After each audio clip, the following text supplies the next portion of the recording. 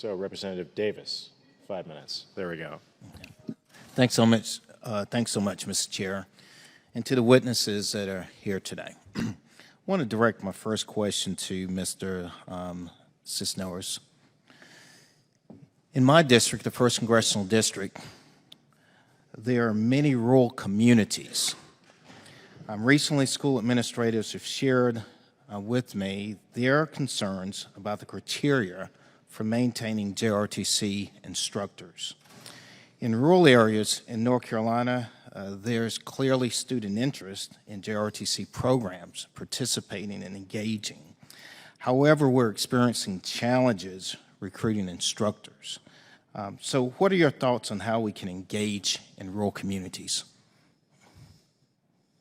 Congressman, you know, the JROTC programs are programs that have wide bipartisan support. I believe here on the Hill they have the support of the Department of Defense. You know, they are community programs that are used to engage you know, individuals that are in high school. So they're very popular programs. Schools like them as well. You know, we want to do what we can to make sure that these programs succeed, and also, you know, hopefully with the support of Congress, we can expand these programs into other areas as well. Are you familiar with any barriers, in particular in rural communities, that we may currently face to actually keep JROTC programs active? I'm not familiar with any particular program that may be facing difficulties with keeping it active in a rural community. But again, I think we're more than happy to work with your office to kind of find out any solutions or hear about any issues that you may be experiencing in your district. Thank you, and I look forward to that. I want to direct my question to Mr. Wagner and then come back to Mrs. Cisneros on this question as well.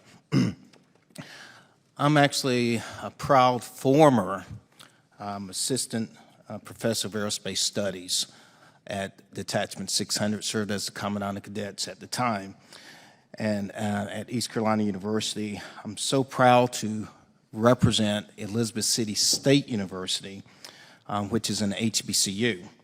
The university, they've made significant investments in their aviation program, and they're getting great results to get interest amongst students and so forth in the community. They're also interested in activating the Air Force ROTC program.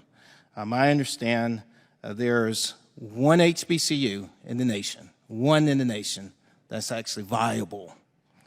And my question to you is, how do you recommend or suggest that we cultivate and utilize HBCUs, especially those who are actually motivating students towards aviation and space? Congressman, I'm very familiar with that college. When I was at the Aerospace Industries Association, we developed a partnership with leadership to cultivate students at Elizabeth City.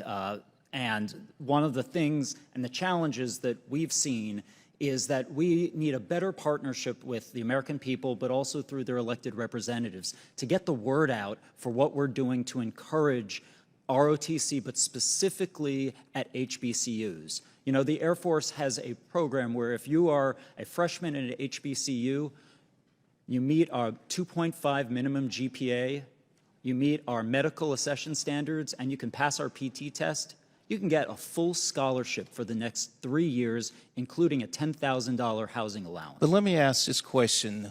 When we're talking one in the nation that's deemed viable, and I believe between Host and Crosstown, about 15, what are we doing to cultivate the relationship, and especially when we see areas that are motivating students towards aviation and space? Our viability matrix involves a number of graduates who are able to commission. So I think it begins with finding a better way to raise the visibility of careers in the Air Force and Space Force, helping people understand what the military is, reducing that familiarity gap, and then I think we'll be able to partner aggressively to figure out better ways to attract and then assess more officers, particularly given all the things we're doing with HBCUs.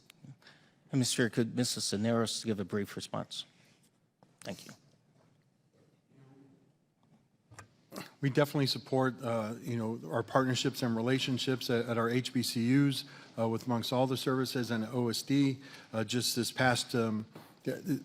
Just earlier this year, the Secretary was down at Howard, where the Air Force partnered with Howard University and a number of HBCUs to create a URIC that is going to help fund $90 million of research for HBCUs, led by Howard University.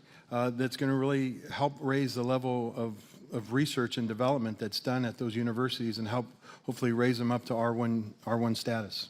Mr. Chair, I appreciate it. There are other HBCUs. Howard is the one that's viable, and I would love to see the Secretary make it to others.